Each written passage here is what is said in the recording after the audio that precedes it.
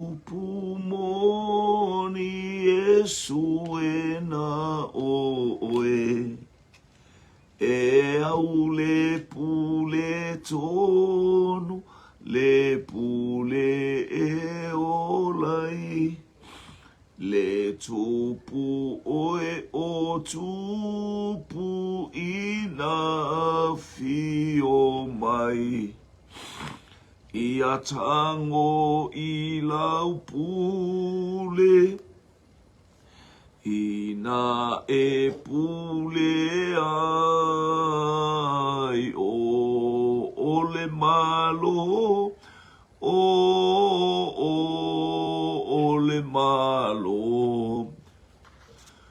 le malo e mamalu o le malo e filemu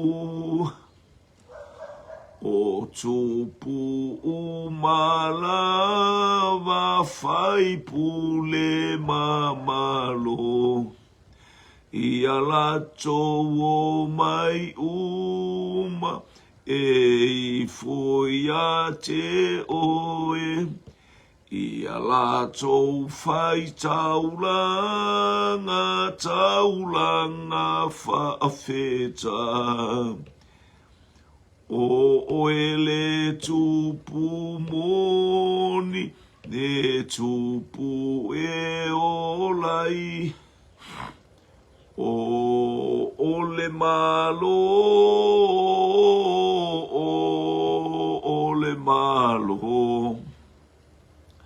o le malo e mamalu o le malo e filemu o le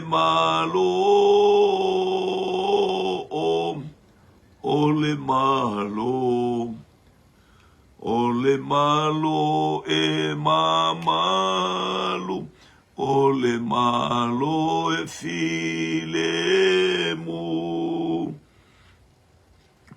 vo ia te ole vi inga le wha manu ma le wha le tanga i o vai o le atua malosi ma le atua silisili ese e le aisi e tu sama oelo mātua atua o e lava mai le vavau e o atu i le wha vavau mai le atu pulanga e o atu i le atu pulanga e vi ia oe i le oso a le la malo na ngoto i fo mai le atulu inga e pau mai le atulu inga.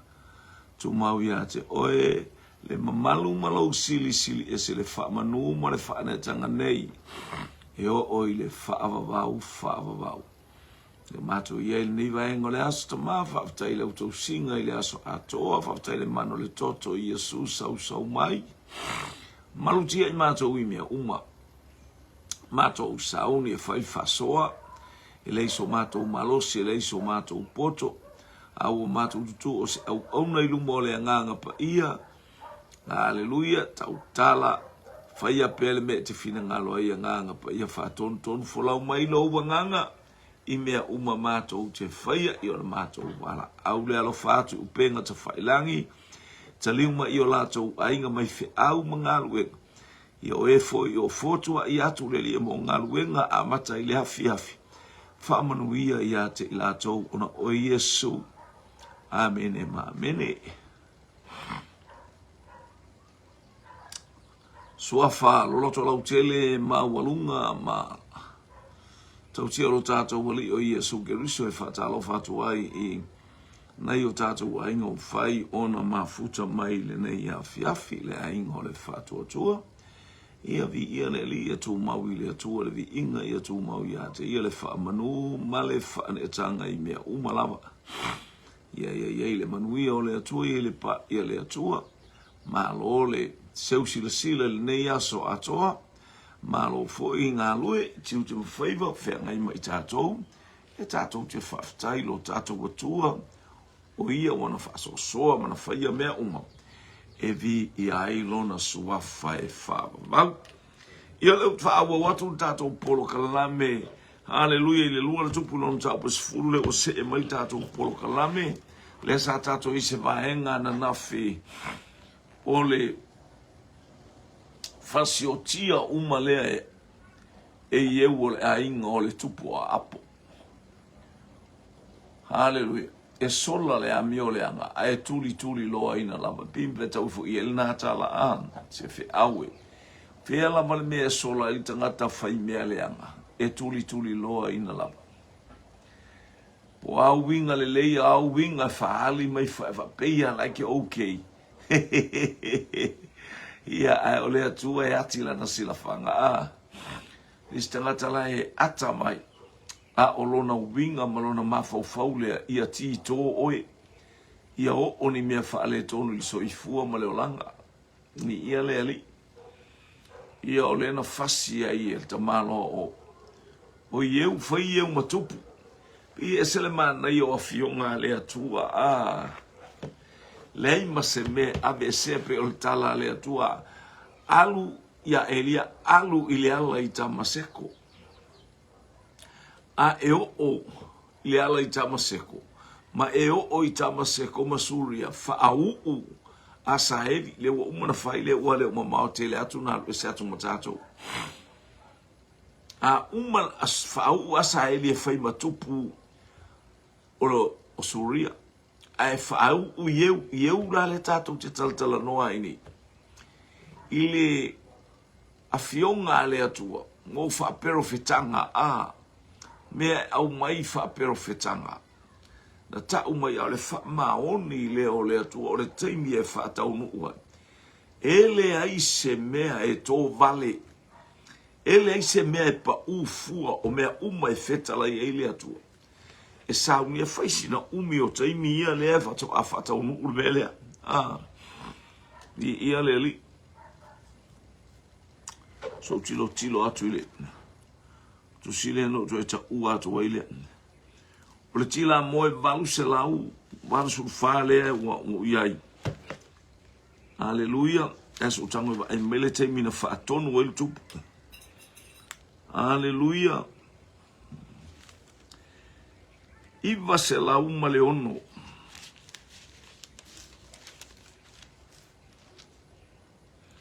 Iva se la uma leono na whaatonu ai ele atua.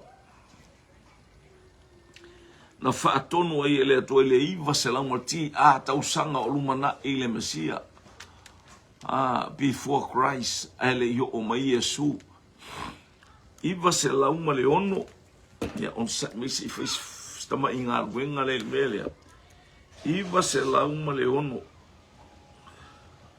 Lea ua o mai i le valu se lau valu sfurfa. Valu fa.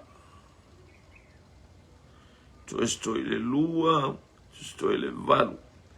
E valu se fulu ma le lua tausanga.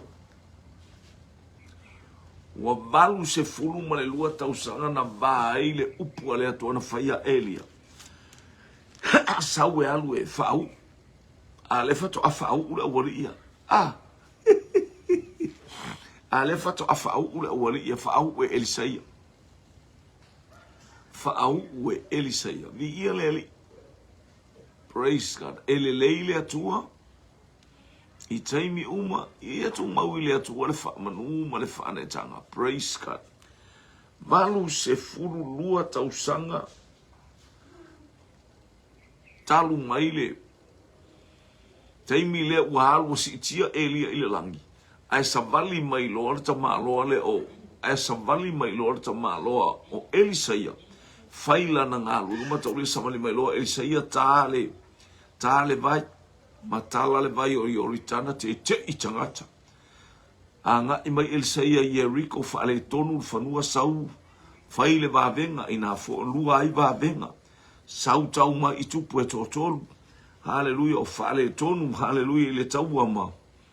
Ile tau ama mamiti ana. Sau foi faile vavenga ina. Haleluia. O ma i fafine le fafine na tali le leia ia. Faia ile vavenga ila na tama. Le fafine na latu aita alafu ia. Aita alafu lona to olua. Haleluia, alela avena tama e whatau, fai ele vaveng oka, alu watu, tau watu ele au so fia a ai, tau watu ele au so e nofo ele fai seme, oka le tele o vavenga, o atu ia na manu o atu le taimi na to na wa alia mai ile pela e to fa. Haleluia, sawa i ile mata upu e valu o to e fa fo i mai fine. Le wanga i mai le o tato ia ile taimi nei wa umana fa u ia Asaeli Elisaia. Haleluia. Le wa umana fa u yewe Elisaia. E ala le anga ia tolana au ona profeta e fa u. Le wa tula i mai ia yewe fai ona faiva fasioti le atali o apo sa fai matupu. Fasioti le tangata le uso le awali i lo lako kausonga e saunga yuta sa ole tupu yuta.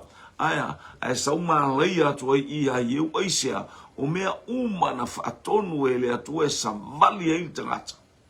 Haleluia, e tusa ma le a fionga le atua i ate ia.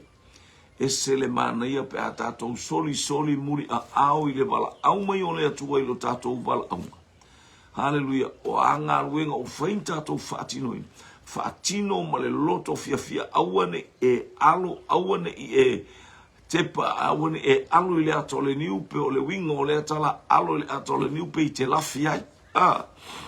Pe i te lafi se mea ali atoa o te atou i luma o le atua. Le ale mena lafi ai a tamu. Fai atu le atua fea oe. Ala me ulua tau waina la ula au fai na lua lava. Walua i loa se mea ia oulu. Io e fa tatou whalongo i tatou le fola mainga e le atua o mea uma a tatou wapa i le anga i mai o le tuspaia leo tatou tau mai. Haleluia, le tatou te o mai pele tusile o le lua le nofo inga atu a lua na tupu. Lea tatou te vama ai le mata utia male. Haleluia. Praise God. Le tatou va ai i le teimi na wha umatia i le tupu leo. Haleluia. Yo peniata i aleli. Ole. Tatou au Asaeli a fista malo i le solo malo luari. Ai fusi e lona ngutu e fiki ala e mausari i Asaeli oti le au ona oti le tangata isa e tusa ma le afionga le atua whaau Asaeli sui e peniata le tupu asuri whaau ieu e sui ai o ram ese le mana i o le whainga ele tamaloa o Elisaia. Le lau tatou o maine i o le ua tatia Elisaia o la e whaise malolo ngā Elisaia. Le ua tatou o mai i le hata o le whaatau uina. Haleluia o le au nanga le tupu na whai mai le atua. Whaau ia ieu. Le ua whasioti e ieu tangata uma ia sa pela malana whanau. O le tupu o ai tangata atu lai mai eu o le tupu o Israel. Haleluia. Ia lewa le leile aingo a apo pe tato ia nafi. A lewa use e mai i le teimi wa va ai. Haleluia i le tu sili le na inosia i le atua. O le tau mawhai a apo e toso tangata. Haleluia ele me mana o ai ia sapela e to atu tuli. Haleluia, matapu wa i maifo i apa ala. O le ifo i tupua. O le faa ono i le atua. O le fau vale i le atua. Lo wainga. Aua e te fau vale. Aua e te tofo i le ali i lo watua. Aua e faa longo i le tala winga i a Yesu Keriso. Aua e faa longo i le tala e winga i le atua tolu tasi na ia whapene. O maia tātou whaia le tangata i lo tātou whatusa. E to atolu a tangata le ta maa le alo ma le nganga paia. Sa iai le amatanga. Sa iai le amatanga. Lea na whape atu le atua. Hallelujah. Le whape mai tuspaia. Hallelujah. Na whaia le atua le langi male lalo langi le amatanga. Sa so ona no numi o lona winga e pongi sa ele ai se fa moi se ola. Ngao. Lona winga ele se mafo fo poto. Hallelujah. Na o mea fa pulu sala lausa i ai so i fango le atana o tato o le atana o le atawa. ai sa fe ngau yo ya ile nganga o le atu e vai le ile nganga o le atu ai sa nga yo ya ile nganga o le atu e sa ili masu e mama ai ma fa sino I mea tonu umalama. Hallelujah, a matalia ele atu ona fai o le fofoanga. Ona feta lai lo le atu le wa upo fabaisanga yo ile nganga feta lai le atu o le upu le atu. O le upu na tu lei mai ona fonga o le ata o Yesu Keriso na fai ai o le maata isau o le fofoanga le atu. O ia na fauia ai le atua le langi ma le lalolangi. O le upuola, o le upu alofa, o le upu le file mu, o le upu le toe fatula ia oe le tangata oti ia toe tū mai na ie oti, toe tū mai le ola.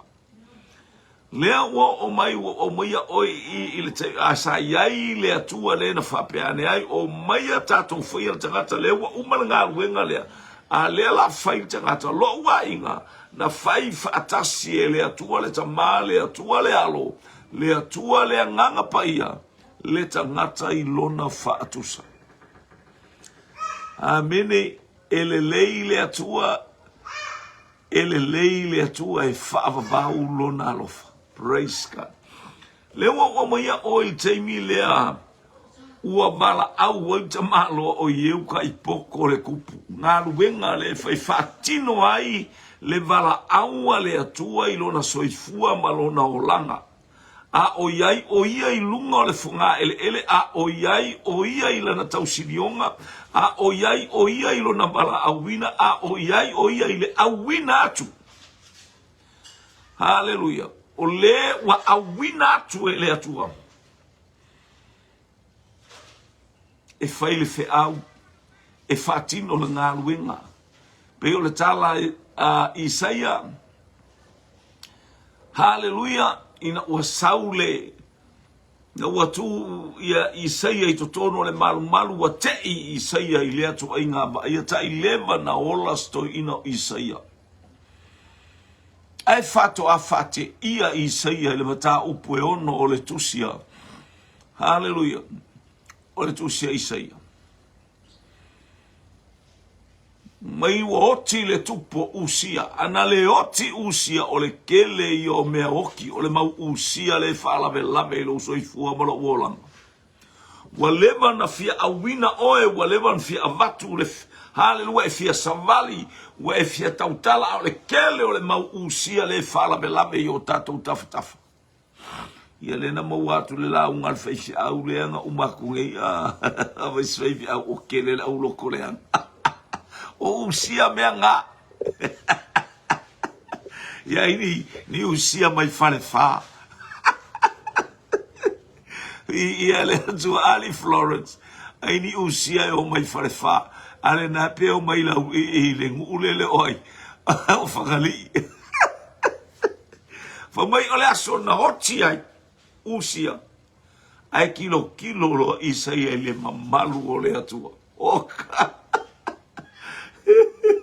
Ia le atua. Praise God. Hallelujah. Ia le li. Ile matautia ma le sili. Ese o le atua. Tele me fala me lamelu tatou wala awina. Ai oti lo le usia nae. Hallelujah. E faima mea fainga taia ke oile a keimua e fia kulai. Ala ngai sili aku le usia la ngore kupu. Ai ailoa. E yei tangata e sili atu. Leo wala au ya oi. Leo wala au ya tea. Hallelujah. Ia tatu tu. Faile ngā ruenga le atua. E makaukia le atua. E sili ese le atua. Mai e tūli wharasa, e tamalo ai, I angerua, so le I se rafi. So le, e ono apa au e lele ai, o apa au e pupuni ai mata, o apa au e pupuni ai mona vai, ma apa au e ono apa au e ka I tapo apa au ia, o ka ingas fulua apa au. Hallelujah. Ni ia le atua, ia Yo apa au le angelu e ngalue ai, e lele ai le bate ate, e lele ai le vani monimu, e lele ai le lalolangi, fatino ai le fe au le atua, e tau ai le tau a whale nganga, fo i le atua le vi inga. Praise God, hallelujah. Hallelujah. Ni ia le ali.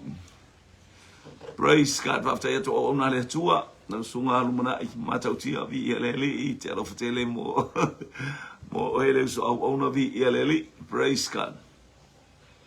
Ai whamai ai o toma lo lele male se rafi. O le hata o le angelu wa lele mai, ma mai le malala ola, ia ola wa ai o le paulele malala ola. Hallelujah. O lai lunga le fata, le tatia lunga le fata, lo tatia ile upua le atua mai susungu ai le ngoku. Hallelujah. Le ngutu le na la ua ne fai au. Hallelujah. E lo kole anga i fai kala o le si fai vana ia. Hallelujah. Vi ia le ali. Susunu le ngutu o mafalo makamla mua waia ue le tangata malaya. Oia ue le tangata la umutu le hanga o le mana o ngalai. Hallelujah. Praise God. Mātou te mau male nei nu ufale tu. Malana tala le na whape atu e. A wina ato ia ilo o le tangata a wina. Ia tātou tutu o tātou se mea. I le tuspa ia mai le amatanga le tuspa ia o tātou o tangata u whatatitia. Ma fofola e le atua le ala. E wina whaingata o sausa wina i le mana o le toto Yesu Keriso. Ina ia whaingo fie lau savaringa tu mua peniata tālofa. Talo fai lau sunga. Mata mua le tua vao, Florence Sanai, vi ia le alii.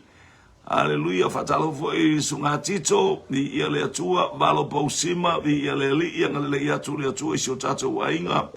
Wanga i mailunga, ia vi ia le alii, ia talo foi angelu tau, sunga le fatoni ka breta. Hallelujah. Peile o te iai ile awina atu o tangata o ye we failo na tiuti. Male fe awa le atua na ave ia Elia. Elia alu e fa'au. Hallelujah. Asa Elia e fai matupu. Praise God. E fai matupu i fea. I Suria. Fa'au ye we sui ei le tupu ai. Le tupu o Israel. Lele fata unuina e Elia wa le taimi o Elia. Hallelujah. Awa tu se faise ngalu ngale tama leo Elisaia. Lale wa fio atu Elia. Lale wa ngai atu Elia elango le ata. Hallelujah. Olo Yesu Keriso wasitia Yesu ilelangi. Awina ifole nganga paia lele o palasi fole ofu. Lele wa faiva venga il tamalo Elisaia o le ata o tamalo Peteru. Watu o le ata o le ata wa uyo talima le mamalu ma le matautia o le atua whaftaia le mo le upore nei afiafia li nai. Malole o watu te tautangi ma le whainga o laulaunga li nei afiafia li. Ewe penta u fasi o e Florence. Ia ai whaftai tele malo ngā lue ia whaftai fo ile on sa. Hallelujah. Walo whaanga o tātou ainga a wina tu I Samoa nei. Whaamanuia atu I te utou I New Zealand, Australia, wherever around the world that you are watching. Hallelujah. This program, ia ngale leile atua ma whaamanuia atu, whaamanuia fo ia utou whaife au, tau loto te tele, mo le tau fia. Au wale molinga o le upo le atua. Ia le li, tam whare whapor, tam whare latai lea o nanai. Ia le atua. Ia sua la ulu talo falawa vi ia leli angale leile atua ia pai atu ile atua ai mai se statu to mafo I hallelujah au ona sunga staita ia almana I matautia vi ia leli e ke kala koa le talo no ile au wina o tato e ile upu ale atua ia tato fia ma ori tato fia ma fata e taimi fo yo vasanga e taimi fainga tama taimi fa ale mana onga ia I loa mai to tonu I tatou. Hallelujah. Mea uma tatou te whaia. Tatou te whaia I le loto mama hape whamela o tamale a. Le la walu le tamalo vai le awina to yeu. Hallelujah. Esele fa'alau tele ina ele atua mpol kalame ele atua. Wa tau uma yeu yana au nga mai la to umo to fa'alongo a o tato yai fa'tasima apo. Le angole au na le na au na teimi o apo. Le o mai le teimi o le atali o apo le au na yeu. Le o fai atu au tau whalonga tātou tutu le lei, ai whape atu ia Elia a apo, e aina loutino e maile i, mea nga e whai meleanga ia nā pota, o ie ai oe le maide. Hallelujah. Praise God. Hallelujah. Whaftai vi ia le li. Ma fiti vai o unga. Talo falo uso au na tamole la mua ia via le tua lo fatu haftai au na ile taimi o fapula lo auto langa talo fatu fine ia via le li ia manuia le fofanga le afiafi o le uti tala hallelujah anga e suala ulmata mua talo fa via le li o le uti tala noa anga e ile fa'alau tele ina ele atua ilo tatou awina vai kau ke ofa pe ka ko ngar fa mai ele tu fasioti le aingo pa ala le fuina ta yon tangata ko lo fa fingele o ko mai nu mal fale a ko au fingele o gay ai a ko au mai ke au ko ngisa o mai ila so wa te i alfa finele mau yo to lo nai nu mai vai a wa manga ia fo ile wa mawai le bangola wa nga ia ka ngo fia vai o ia sapela ai wa le va fia ka ngo fia wa ia vai si o si va finge wa te ile va fina mawai vai ki ko lalo le ulu lo wa elo ai pe ia o sola wa kor ki apula i lalo le ele te ile va ai ana wa pisi le fai ai wa pisi le toto le mawai le ngoa ole fanua I fasto le saula tama fai nga fia kamaleanga mai nga maua kama ki fasko nga maua kama ki fasko ele fasi nga fasi ale ulu e bakwa pisi le koko la ele fanua ta o le pisi I to tono fasto ale lu ai pisi koko huia ana mua le pisi le I na mua pisi le toto I esa pela. Fa mai eu to lor me wa tupu to lor me wa fai. O e tanu le fine la ngol fine o le afino le tupu. Ta paula le no to se. E le fai atu e tanu. O la nan tele fa umale u fa mai le atua. E aina uri aina wa atu la wa sole. Eu wale ai masakamaka. Wa ko arki ki polele. Wa ko arki ki polele ma ponga I vi me ye o kapu vai. Wa umanga ai kai faulele kawa le moa ia wa mai lo ia te lo to o tala na le atua na fai mai na fai ia a apo o mato fa longo iai e oti ia sapela e ai mai le Israelu ele o Israelu hallelujah vi le atua wale ngata I ilnga wenga apo tuevala au apo tangata uma fana wale mela ye fana wa apo au mai uma inei le la te fia fa wa watu ile vala awina o itatu awina tu o e fail fe au awina tu wa weta o fe au hallelujah praise God etasi le mena e alwa ina latu ile maila etasi a ole fa'u poponga ole fe au hallelujah e momoli ele atua hallelujah ilo roto ma le fa'alau teleina o mea uma ole ngā ruenga le nganga pa ia wale ngatai le oti atoa ole ainga ai familia nganga pa ia ele o lau taimile ave eseilo ma tangata umala au na ia pa ala. Wai tangata uma uaifo ia pa ala ele to e manuia le lau ele ma le nuo na tangata nei. Oi sole. Mala au mala tamalo ole a fai la utaulanga ia pa ala. Ole a fai la utaulanga ia pa lo ke i kanga kale fa longo ia. Sole. Ya. Ole a fai la utaulanga ia pa ala. Sa se tangata ole atua. Sa se tangata ole atua ole langi. Unga sau i le melea.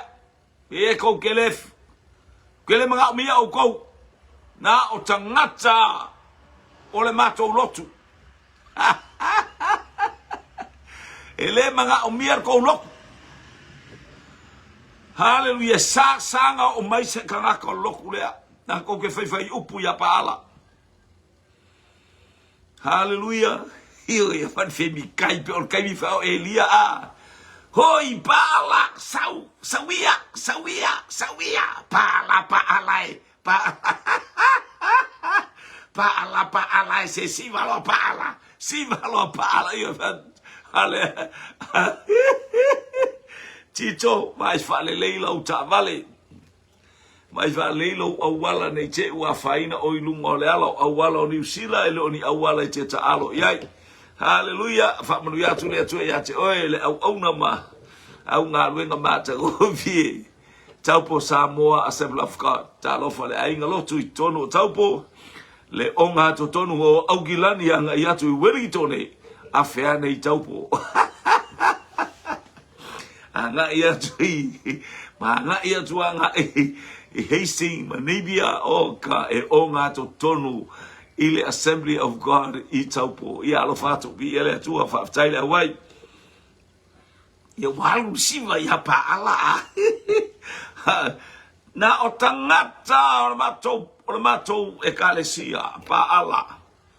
Haleluya. Manai le lotu ai ola le anga apo manai tele pa sau a awana I to nofo stasi o le taimi e sele manga I le poko e kaukala a tangata o le atua. Tangata o le atua na o maua o tou ia o tonga fiti o tala ia Paulo. Haleluya. A o le taimi fo ina fai ei tonga fiti al tamaititi o Iakopo ia Esau. Haleluya. Le anga o mea faale atua. E luaku ia la pana skaili mai ia la panga ia nga konga fiki. Fa mai mua haleluya wa le fitu tausanga te au na ia rasela uma le fiku. Aya. So le pelo malo. Ele ilo le faiva le ka malo le.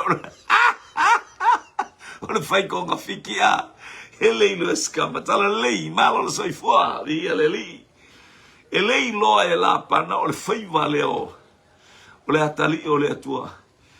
Mai tala istangata e fitu tausanga na au na ia lea fitu ta ele ia masetala tuspa ia na au na ia kopo ia lea.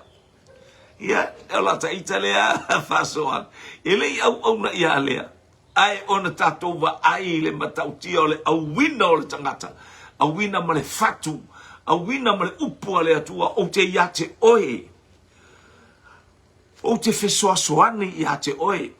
Mata upu e lua sumalvalu le tusia kenese ia o lon fai upu sumalima na ina le fai upu le o te iate oe me ume te ariai o te fesoasoani iate oe o te lavea ina oe o te toe fafo ia mai oe le mea nei se ia o faia le mea na o faia tua iate oe se ia o whaataunu wina ma le mea na o tau toa tua iate oe amene au wina atu na le wa au wina atu elaku ai se ser foi ngala pana fa pela pana on tangata ie haleluya ai fa ono tu la pana na to fiti lo se ko mafiki le me ya Jakopo a fitu tausanga na au na momo ya rasela to au na fo ya rasela i lesi fitu tausanga ele ka ua se au na ya lesi fitu tausanga ai na ala na mawala ba no ole yo mawa ona si tonga fiti le ya ol me fia na Jakopo vi ele le tatou te va ai le tangata o le atua ieu. So fo I mai tatou por kalame ia ieu. Fo mai ieu. Fo I mai ieu fafo. I tangata e to valu se furu le o ta pena I fafo. Aua ne iai se tangata e sao o tangata umane iwa. Whaku mulia le mea. Oka, iwa whako I mangai ka maiki. ngai ko I inga ayo ko I inga makamakale mele u ko yo ia pa ala tangata wa yo wa muli mea leanga tamaro a apo ia lewa mai uma ilato lewa uma na ba ai iwa venga na faye Elia haleluya le au mai o le afi mai le langi o le mana ongumia ngalea ia au na le atali I ma le hafafine follow Jesus, follow the leader, follow Holy Spirit. Hallelujah, hallelujah. Mi ia le ali fai oe fai a mai tau abele afi o le anganga pa ia. Make yourself as a one who as a carrier of the fire, as a carrier of the Holy Spirit. Hallelujah. As a carrier of the presence of God in every directions we go. E ao ona tatou tau aveina. Hallelujah. Le nganga pa ia o I tatou olo fa. Hali mai ai le awina atu. E ke le whainga e arunga oe. Ke le whainga e arunga oe pe a whai ke aru se mehe kau se kau a wha le nganga. Ao le te whape te fia representing le fua Yesu Keriso. E le ma whainga e aru. I lo malosi, malo poko, e vai aku a whale tonu. Hallelujah, e te vatu a pei oe o Iesapela. Hallelujah, sau ilunga, wa tu mai, wa mua ele uru ilalo whapena. O le mana onga, hallelujah, tatou ta pā tu lia I le tata. Ale aise kakae le asu ele saulo va. Sou le vasa. Tapa e asu e se vai. Tate tapa I le tata. Whapenal ta savalinga, we need Holy Spirit. E mo mia I tātou le nganga pa ia. Taimi uma. Le tātou no whalongonga nei launga vaifia, au le tau ele loto le anga. Ale inga le nganga pa ia, ngale loko va le fio anga leo le atua. E le fio le atua ini malu mani falesa. E fio ia te oe. Ona e alwa ile makari le afi to tonu le falesa. Pa ia farsa ma malu farsa aisha lale pepese ai lale vala au ai ma oso ai ma fia ai ma tapu ai suli ma feoi o le atua o le atali I ma le afine o le atua e ta ina e le nganga pa ia. Sons and daughters of God, led by the Holy Spirit in every time. O le taita inga o I tātou. E taita I tātou e le anganga pai. La leo sa vali atu ieu. Aua nge I sao se ka ngaka. Ola sole. O le mea matautia sa va ai iai. I le afio ifo le afi. So le ai makua kalinga kuli. Hallelujah. Praise God. Matuale falongo. Matuale o ina. Matuale ai se matau ma ai atu ile matau tia o le afio ai o le afi. O le afi lava o le anganga pai. Hallelujah. Hallelujah. Hallelujah. Ele leile atua I taimi umalava.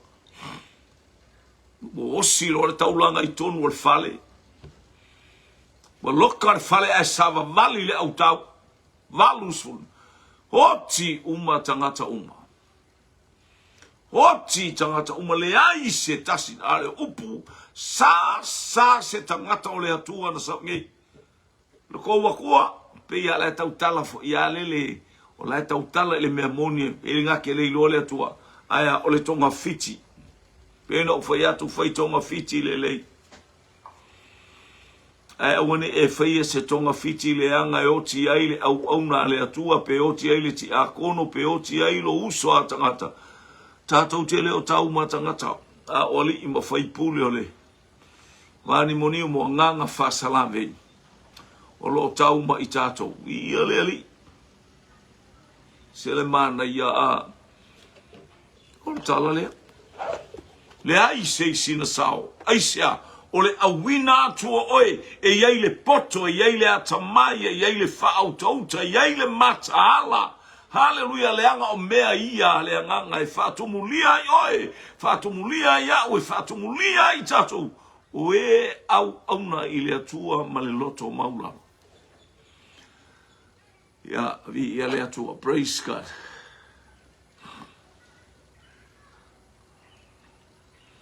Ke ili me wa tupu lau kwa malea. Whatau nuu mea uma. Se whanongo mai fwere tala lea. Luar tupu matau pa suru whau pa tōru suru. Whetalai mai ei leo i ova ia ieu. Wale lei lau mea ua whai. Ina ua e whaia le mea tonu. Io uluma. Ma ua e whaia i le ainga o a apo e tusa ma mea uma. Na ou loto i ai. O le mea lea. E no nofo ai o watali i le nofo ali o Israelu e o i le wha o tupulanga. Pau wa leo le ainga na tofi mai e le atua.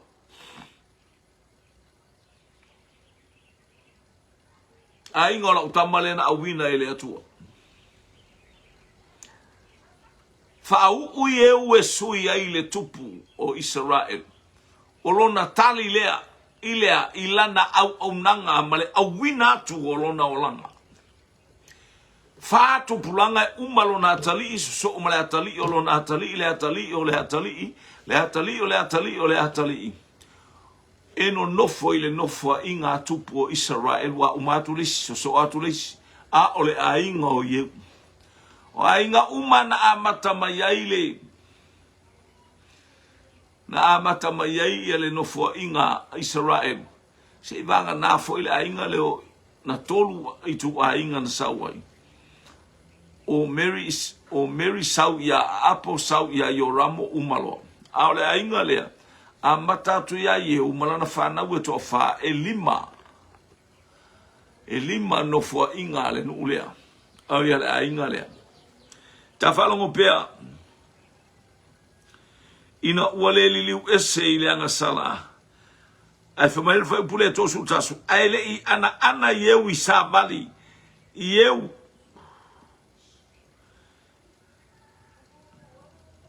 Ai le i ana ieu i sa bali i le tula fono i ova le atua o Israelu. Malona loto atoa ina uale liliu ese i anga sala i Yeropoamo. O le na whaatupu le anga sala ya Israelu.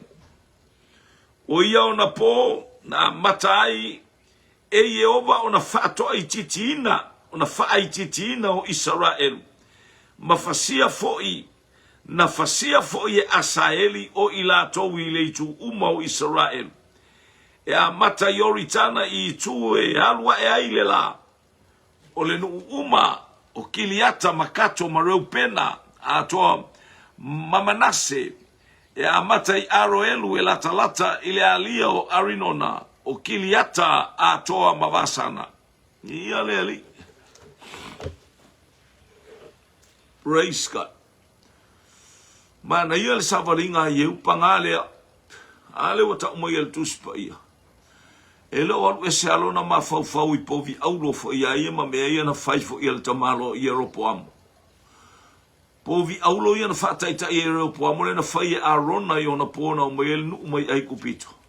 Lea na whai e Yeropoamo mua. Lea na Yeropoamo ma Reopoamo na babaya i le malo. Whailo i Yeropoamo le povi i lunga tu i tanu. Ia o tangata e tāpua i ai. Povi aulo ai momeo povi aulo. Ai tu ulesi i pēteli. A watu tangata le o ngā totonu lea o iai awane i toe o mai tangata i Jerusalem mai tāpua ilanga o le winga le o tangata i Jerusalem ma le lātou tū le mawhaina tu o le lātou tāpua i le atua i Jerusalem. E leo ave sea ai langona mamanatu o tamalo. E leo ave sea i langona mamanatu. E leo ave sea i langona o ieu.